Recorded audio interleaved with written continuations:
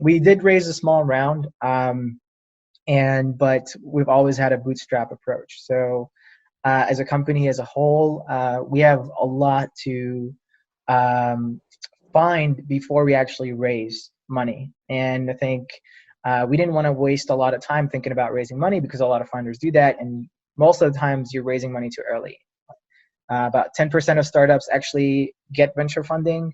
And so we're currently focused on customers, right? Number one focus is have a strong customer base and build a product for them and that they like, and that they can actually get excited about and share with their clients or customers or even friends, right? And once we've established this sales process, then we can go ahead and replicate it, because replicating is also very tough. And then have an effective conversion rate. At that point is, we'll turn to venture funding to fuel our success. But if we're actually profitable and capable ourselves, I think we might actually just do it ourselves at that point. Yeah, bravo to you figuring that out. Most startups want to jump straight to raising money because it's just the cool Silicon Valley thing to do. And like you said, they either do it too early or they raise money and they go and hire people because that feels like growth. I've been a part of that. And you hire a bunch of people and then you lay them off again because you run out of money and your burn rate was just not sustainable. And then there's also the data part that you mentioned that was just very important and very glad that you brought it up, which is find a repeatable model as a company. And that repeatable model comes from, one, understanding your customers well, but two, digging into the sales data. If you're going and raising money and you don't know what your conversion rates are, you don't know.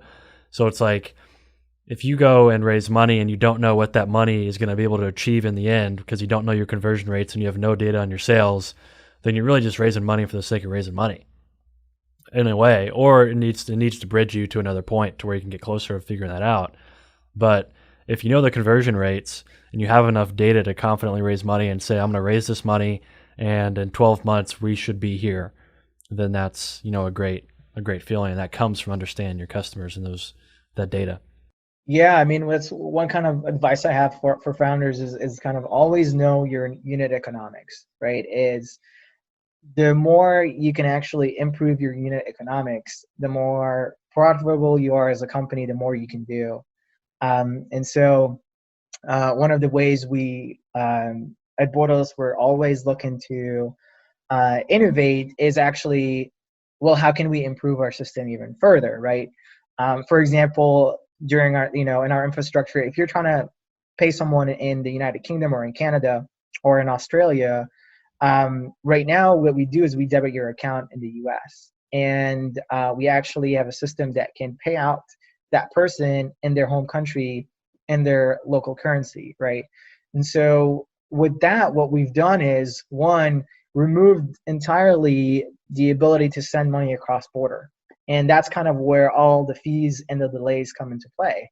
And so with that, what we've done is that's how we're much cheaper, and that's how we can pass on these savings while still being operational. And that's kind of like the competitiveness in the market.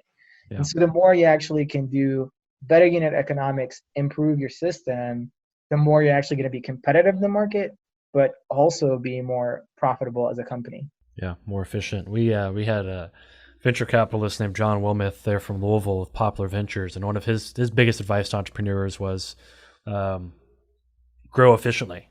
When you come and ask for money from a venture capital firm, make sure that you can talk to them about your metrics and talk about, if you give me $1 million, I'm going to turn this into 2.